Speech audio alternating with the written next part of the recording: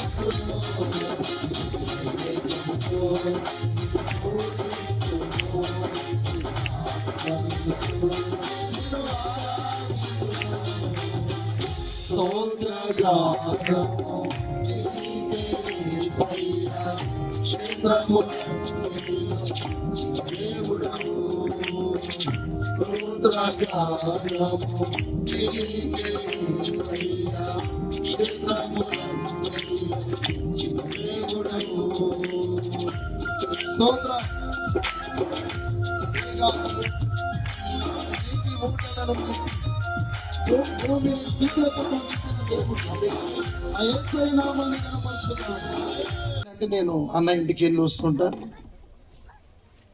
మరి ఎంతో భారము కలిగిన వ్యక్తి, గొప్ప దైవజనుడు. నేను చెప్పాల్సిన అవసరం లేదు.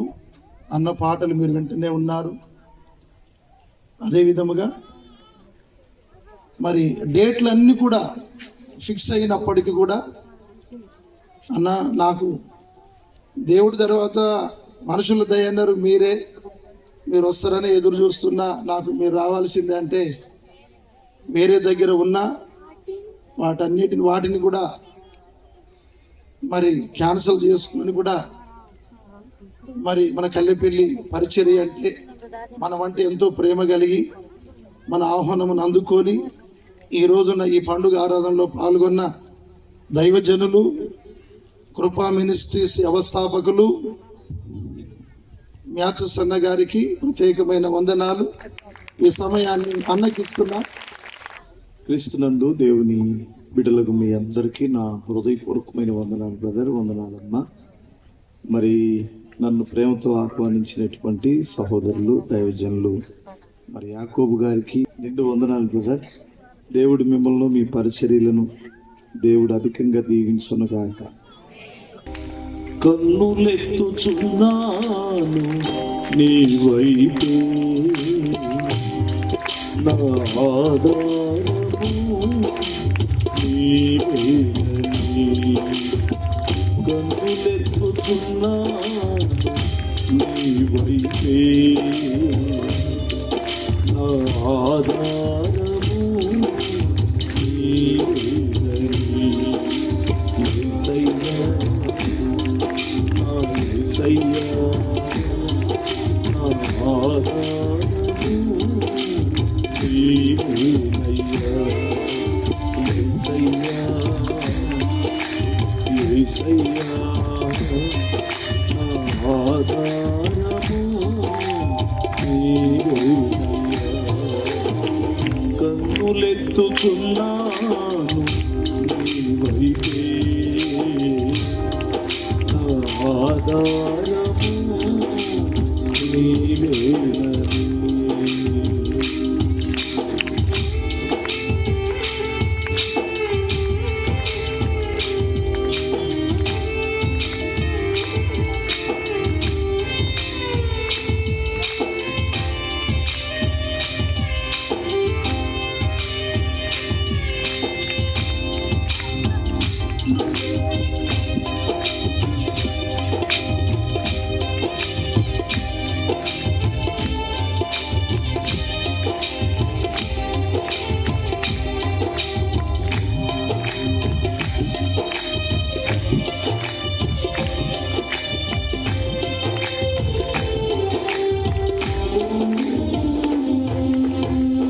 నా శ్రమలను పిండుచుండగా నిక్కలు నన్ను కృంగదీయగా.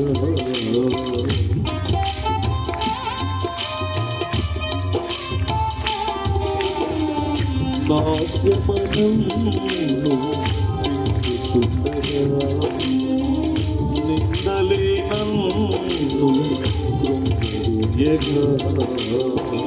వణుకుచున్నవి నా ఎముకలు విడిపించవా నా యేసయ్యా.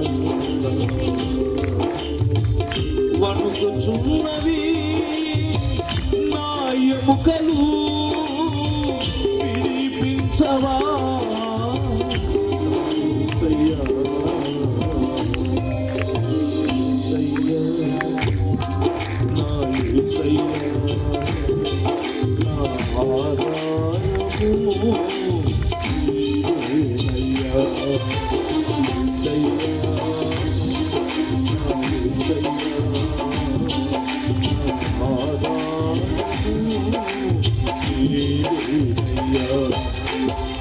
కన్నులెత్తుచున్నాను నీవైతే నా ఆధారము నీవేనని. ఇక్కడ ఇశ్రాయేలీయుల ప్రజలు ఐగుప్తులో బానిసలుగా ఉన్నారు. బానిస అంటేనే వారి ఇష్టాలు ఏమీ నెరవేర్చబడవు. ఎవడు బానిసగా పట్టుకున్నాడో వాడిష్టమే నెరవేర్చబడింది. వీళ్ళకు కూడా ఇష్టాలు ఉంటాయి. బానిసగా ఉన్నవాడికి ఏముంటాయి? ఇష్టాలు ఉంటాయి. ఏమీ నెరవేర్చబడవు. ఎందుకంటే ఆడిష్టం నెరవేర్చబడింది. ఈ రోజున కూడా చాలా మంది మీరు చూడండి, వాళ్ళకి మంచిగానే బ్రతకాలని ఉంటుంది, కానీ బ్రతకలేదు. ఎవరైనా ఏ తాగుబోతాడా, లే తాగిన మాటలు నువ్వు ఆపో అన్నాడు అనుకో, వచ్చి బాబు రేపటి నుంచి మానేస్తాను నేను అనుకుంటాడు, ఇల్లు ఇవ్వకపోయేసరికి. కానీ మరలా 2 రోజులు అయిన తర్వాత ఆడికి తెలియకుండానే సారాయి కొట్టుకెళ్ళిపోతాడు. తాగుబుద్ధి అయింది. ఆ టేస్ట్ దానికి అలవాటు పడ్డాడు. ఓ పక్క ముక్క తింటూ చుక్క తాగుతుంటే, చుక్కేస్తుంటే ఆ టేస్ట్, అది భార్య ఏడ్చిన, పిల్లలు నాశనం అవుతున్నా, జీవితమై పతనమైపోతున్నా అతనికి తెలుసు ఆ విషయం తెలుసు, నేను దీని గురించే నాశనం అయిపోయానని. కానీ దాని దగ్గరికే వెళ్తాడు. కారణం ఏమిటంటే తను ఏలుతుంది ఎవరంటే మందు. అర్థమవుతుందా? కొంతమంది ఆడవాళ్ళు కూడా తాగుతున్నారు ఈ మధ్య. బస్సుల్లో కూడా తాగి ఎక్కి అంటుంటే వాళ్ళు దెబ్బకు తట్టుకోలేకపోతున్నారంటగా. అవునా? ఎందుకు పాప వాళ్ళకు కూడా వచ్చి నేను ఆడదాన్ని అయి ఉండి, ఆడ మనిషిని అయి ఉండి ఇలాంటి పిచ్చి పని చేయకూడదు అని ఉంటది. కానీ వాళ్ళ అయ్యో వాళ్ళ అమ్మో ఎవరో చిన్నప్పుడు కళ్ళు పోసి నేర్పించారు, అన్నాడు సారాయి పోపించారు, దానికి అలవాటు పడి చచ్చింది ప్రాణం. అవునా? ఇప్పుడు ఆమెను వెళ్తుంది ఎవరో కళ్ళు సారాయి. అవునా కాదా? చూడండి, ఒక్కసారి మనం పాపానికి బానిసలమయ్యామంటే తన్నుకులాడిన పాపం నుంచి బయటికి రాలేము. అది వెళ్తుంది మనల్ని, మన ఇష్టం కాదు. అలా చేయకూడదు. ఎంత దారుణం! ఈ పాపం బయటపడినాడు, నా కొంప నాశనం అయిపోయింది, నా సంసారం పోయింది, సమాజంలో ఇలువ పోయింది అని తెలుసు. కానీ ఆ మనిషి ఎదురుపడగానే ఏదో అయిపోయింది, ఏదో ఆలోచనలు వచ్చేస్తాయి. మరలా తిరిగి అదే పాపంలోనికి వెళ్ళిపోతాడు. ఆ పాపం చేసి బయటకు వచ్చిన తర్వాత ఇక నుండి నేను చేయకూడదు. ఏనాటికైనా పాపం అనేటువంటిది బయటపడుతుంది, ఏనాటికైనా పాపం అనేటువంటిది నన్ను నాశనం చేస్తుంది అనుకుంటాడు. కానీ మరలా దాని జోలికి వెళ్తాడు. అవును కదా? అంటే బానిసత్వం అనేటువంటిది, ఐగుప్తు బానిసత్వం ఎలాగునో ఈ పాప బానిసత్వం కూడా అలాగునే. యెహోషువతో దేవుడు మాట్లాడుతున్నాడు, ఇప్పుడు నువ్వు లేచి నీవును ఈ జనులను కనాను దేశానికి ప్రవేశించండి అన్నాడు. స్తోత్రం చెప్పాలి. అక్కడ దుఃఖం ఉండదు, అక్కడ మీరు అనుకున్నట్లు ఈ దరిద్రం ఉండదు. అక్కడ పాలు తేనెలు ప్రవహించే దేశం. అదొక క్రొత్త రాజ్యం, మీరు ఎన్నడూ చూడనటువంటి శ్రేష్టమైన అద్భుతమైనటువంటి సుఖశాంతులు ఉంటాయి అక్కడ. అందుకని గనుకనే నేను మిమ్మల్ని బానిసత్వం నుంచి విడిపించాను. కాకపోతే నువ్వు అక్కడికి చేరాలి అంటే లేవాలి అన్నాడు. ప్రియులారా, మీరు గమనించాలి. నువ్వు ఒక ఆశీర్వాదం కొరకైనా లేదు నిత్యరాజ్యానికి వెళ్ళాలన్నా దేవుడు కోరుకునేది ఏమిటంటే నువ్వు పడిన స్థలంలో నుండి నువ్వు పైకి లేవాలని దేవుడు కోరుకుంటాడు. నువ్వు లేచి నిలబడాలని దేవుడు కోరుకుంటాడు. అవునా? స్తోత్రం చెప్పగలరా? లేవమన్నాడా, పడిపోమన్నాడా? ఆ 38 సంవత్సరాలు అక్కడ ఉన్నటువంటి బెతెస్దా కోనేరు దగ్గర ఉన్నటువంటి వాడితో దేవుడు ఏం చెప్పాడు? నువ్వు లేచి నడవరా అన్నాడు. అంతే కదా, నువ్వు లేచి నడవరా అన్నాడు. ఎక్కడ చూసినా నువ్వు లేచి నడవరా అన్నాడు. విచిత్రం ఏంటో మనకు తెలీదు, మరి ఇదేం పరిచర్యలో నాకు తెలియదు, కానీ ఈ మధ్య కాలంలో పడిపో అంటున్నారు. అర్థమవుతుంది. ఆయనేమో లేరా అంటే వీళ్ళేమో పడు అంటున్నారు. పడకపోతే నెడుతున్నారు పట్టుకొని. మరి ట్రెండ్ మారినట్టుంది. అవునా? ఇప్పుడు దేవుడు ఎప్పుడైనా సరే ఆయన కోరుకునేది ఏమిటంటే పడగొట్టి లేపడం కాదు, పడిపోయిన వాడిని లేపాలి. స్తోత్రం చెప్పాలి. లూకా సువార్త 15వ అధ్యాయం 18వ వాక్యములో ఒక మాట చూడండి. అమ్మ, నేను లేచి నా తండ్రి యొద్దకు వెళ్ళి, తండ్రి, నేను పరలోకమునకు విరోధముగాను నీ ఎదుట పాపము చేసి తిని. చాలు, గమనించాలమ్మా. ఇక మీదట నీ కుమారుడిని అనిపించుకున్నటకు నేను యోగ్యుడును కాను, నీ కూలి వారిలో ఒకనగా పెట్టుకోమన్నాడు. ఇతను గమనించాలి. నేను లేచి నా తండ్రి యొద్దకు వెళ్ళి, గమనించాలి, నేను చేసిన పాపం మనుషులకు వ్యతిరేకమైనది కాదు, ఈ లోకానికి వ్యతిరేకమైన పాపం కాదు. ఏ లోకానికి వ్యతిరేకమైన పాపం? పరలోకానికి వ్యతిరేకమైన పాపం. ఇది చాలా డేంజర్ పాపం. ఇది అర్థమవుతుందా? పరలోకానికి వ్యతిరేకమైన పాపం. ఏమిటి అతను చేసిన పాపం? తండ్రికి దూరం అవ్వడం. పరలోకానికి వ్యతిరేకం అది. దేవునికి దూరమై నువ్వేం సాధించగలవు? ఓ పిల్లడు కూజ తెలుసా మీకు? బుర్రకాయ తెలుసా? మంచినీళ్ళు పోసుకుంటా బుర్రకాయ అంటారా? ఎంతమంది తెలుసు బుర్రకాయ? అది మొదటేమి ఇలా ఉంటుంది, మళ్ళీ కిందకు వచ్చిన పొట్టలాగా ఇలా వస్తుంది. కూజ పొట్టలాగా ఉంటుంది ఒక్కొక్కరికి. అర్థమవుతుందా? ఆ కూజలో ఓ పిల్లవాడు చేయి పెట్టాడు. చేయి పెడితే ఆ కూజ లాంటి ఇత్తడిది, అది ఇత్తడి ఉంటాయి కదా, ఇత్తడి కూడా ఉంటాయి కదా, అందులో చేయి పెట్టాడు. తెరదేమో రావటల్లా, బ్యా బ్యా బ్యా నరుస్తున్నాడు వాడు. ఏదో నాన్న ఓమ్మ ఓమ్మ ఓ నాయన ఓ దేవుడు అని వాళ్ళ అమ్మ వచ్చి తేదీరా బయటకని లాగుతుంటే రావట్లా. బ్యారు బ్యారు అని అరుస్తున్నాడు వాడు.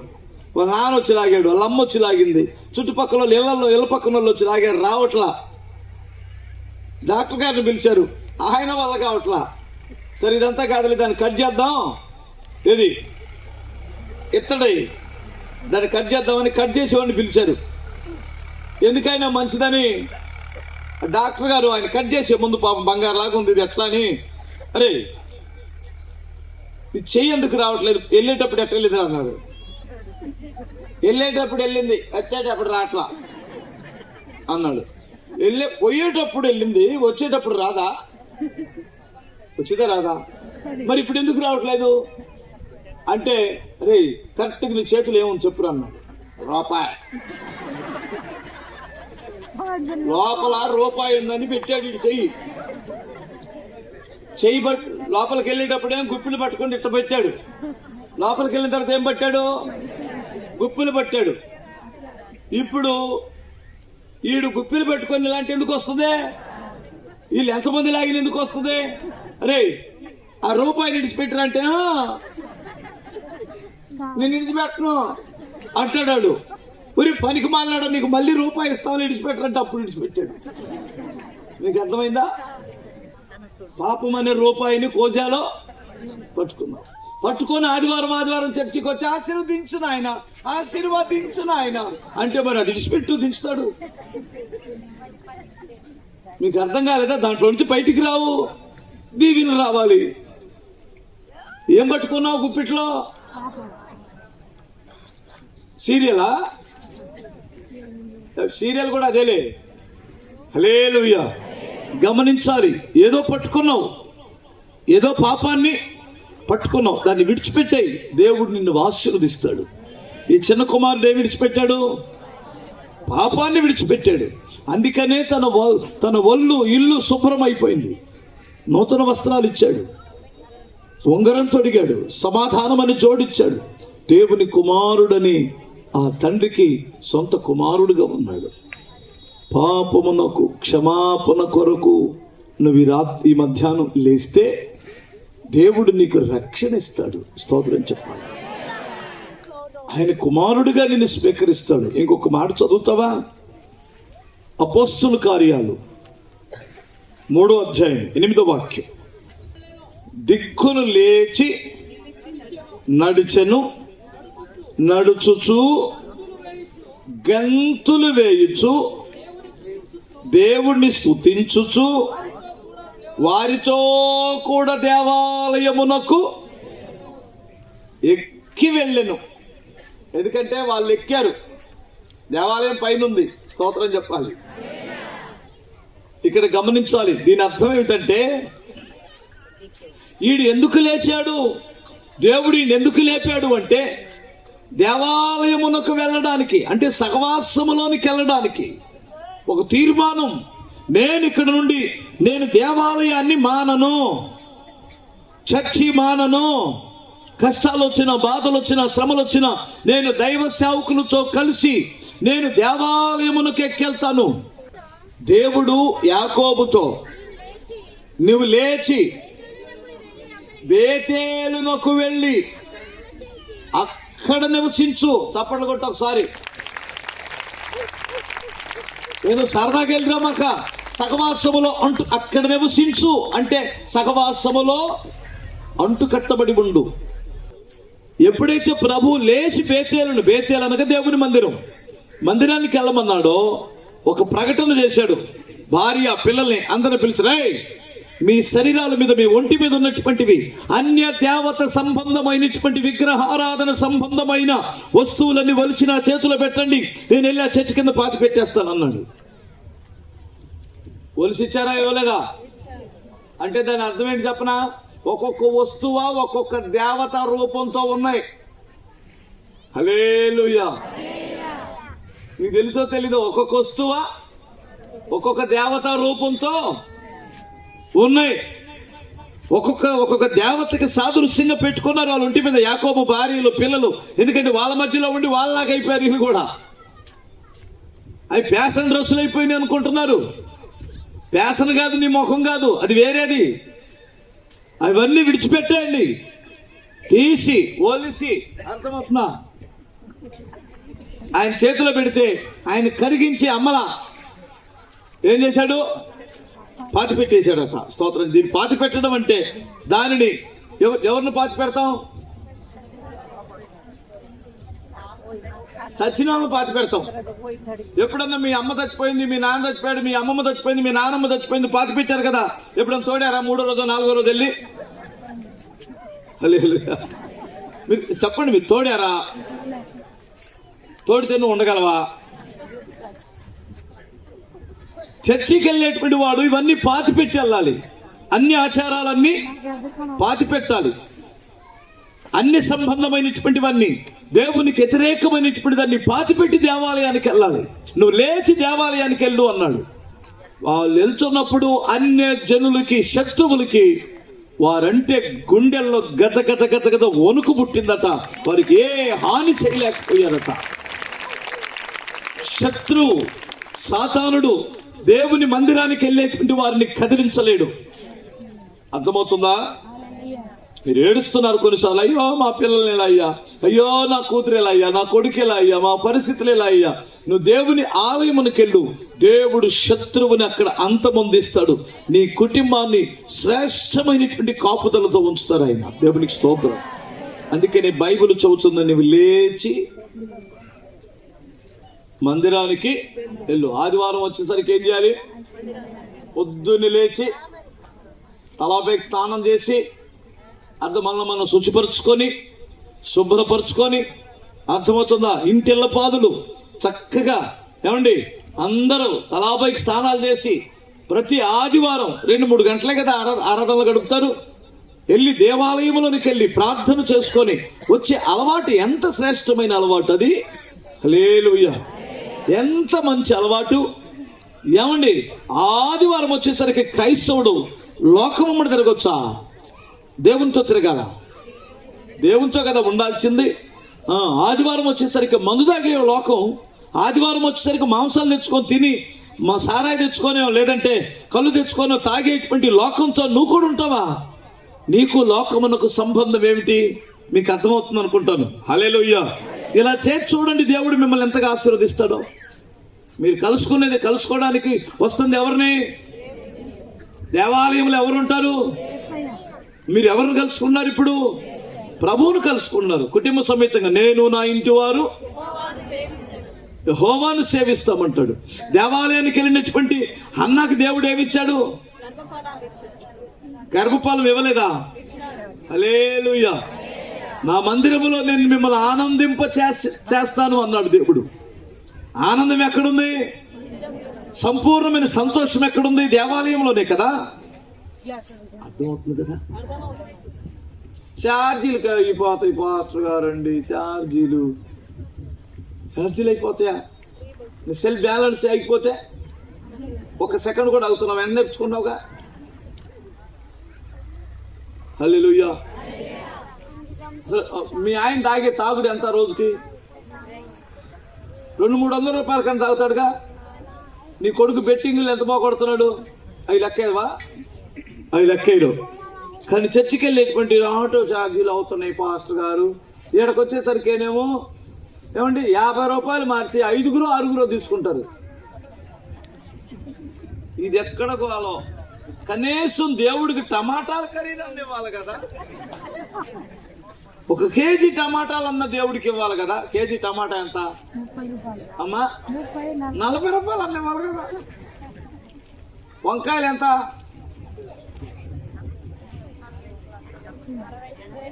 30. 1 కేజీ టమాటాలు, 1 కేజీ వంకాయల కన్నా దేవుడికి ఇవ్వాలి కదా. అడుక్కునే వాళ్ళు వస్తే మీరు ఇప్పుడు ఎంత ఇస్తున్నారు అడుక్కునేవాడికి? 10 రూపాయలు తక్కువ ఇస్తే చెప్పాలి కట్టిద్ది అడుక్కునేది. అర్థమవుతుందా? 10 రూపాయలు భయ్యం వాళ్ళని చూస్తే 10 రూపాయలు తక్కువ ఏం చేసుకుంటాం ఇది అంటున్నారు. ఇంకా మర్యాద 20 రూపాయలు నోటిస్తే 50 రూపాయలు నోటిస్తే పర్లేదు అంటారు. 10 రూపాయలు ఇప్పుడు వీళ్ళు ఉంటారు కదా మన సహోదరులు, ఎవరు ఇజ్రా సహోదరులు, వాళ్ళకి కానీ 10 రూపాయలు ఇచ్చామంటే ఆడు మీద పెట్టి బాధింది. 50 రూపాయలు ఇస్తే ఇలా 3 సార్లు కొట్టేసి వెళ్ళింది. అవునా కాదా? అరే ఇంత హీనంగా దేవుణ్ణి చూస్తుంటే మీరు ఎలా బాగుపడతారు? ఏమనుకోమాకండి, దేవాలయమునికి వెళ్ళండి, దేవుడు మిమ్మల్ని బాగు చేస్తాడు. స్తోత్రం చెప్పాలి. మాట కూడా చదువు ఒకసారి. ఎస్తేరు కాదు, హల్లెలూయా. యోబు గ్రంథం 1వ అధ్యాయం 5వ వాక్యం. వారి విందు దినములు పూర్తి కాగా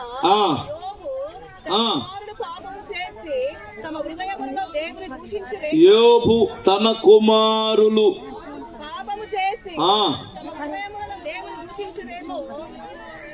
పాపము చేసి తమ హృదయములలో దేవుని దూషించిరేమో అని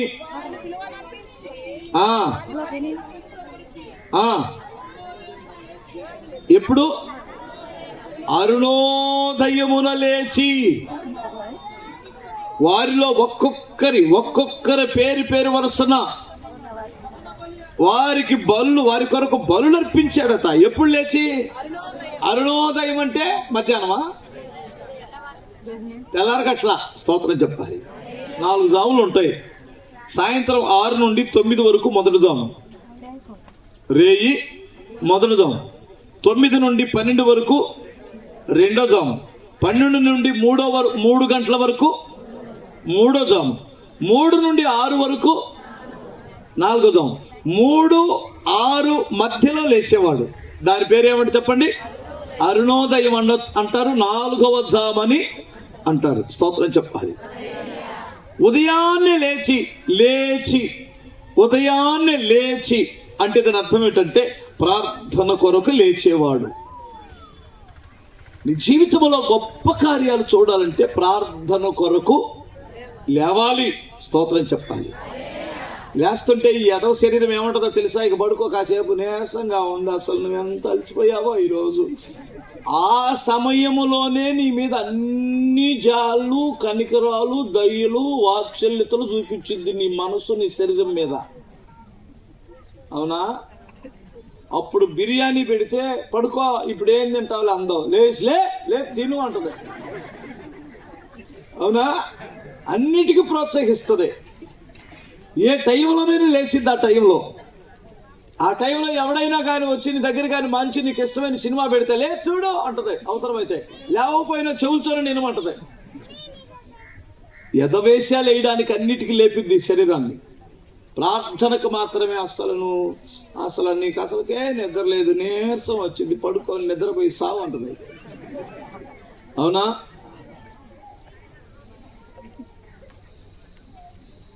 ఎక్స్పీరియన్స్ లేదా? హల్లెలూయా చెప్పగలరా? ప్రార్థన నువ్వు ఎప్పుడైతే చేసావో ఆ కుటుంబం ఏమైంది? శ్రమల పాలైందా? ఎవరో చెప్పారు చరిత్రకారులు, యోబుకు వచ్చిన శ్రమలు 6 నెలలేనంట. అర్థమవుతుందా? ఈ సంవత్సరాలు ఏమి రాలా. స్తోత్రం చెప్పాలి. ఒక రోజులోనే పోయారు అందరూ. నేను అక్కడికి వెళ్ళాను, ఆ యోబు గారు ఊరు వెళ్ళాను నేను. అర్థమవుతుంది. అది మొత్తం ఆ దేశాలన్నీ ఎడారి దేశాలు. ఆయన ఉండే ప్రాంతం మాత్రమే పచ్చదనం. మస్కట్ నుండి కరెక్ట్గా 1000 కిలోమీటర్లు ఉంటుంది. అక్కడికి వెళ్తే మనకు తూర్పు గోదావరి, పశ్చిమ గోదావరి లాగా ఉంటుంది. ఎందుకంటే అరటి తోటలు ఉన్నాయి, కంద తోటలు ఉన్నాయి. అర్థమవుతుందా? ఒంటెలైతే మన దగ్గర గొర్రెల మందలు ఎట్లా మేస్తున్నాయో ఒంటెలు అలా మేస్తున్నాయి. అక్కడ బలమైన గొర్రెలు ఉన్నాయి. ఆయన సమాధి ఉంది. ఆయన శిథిలాల్లో ఉన్న అప్పుడెప్పుడో ఉన్న తన ఇంటిని ఏదో చిన్న గుర్తులు పెట్టారులేండి.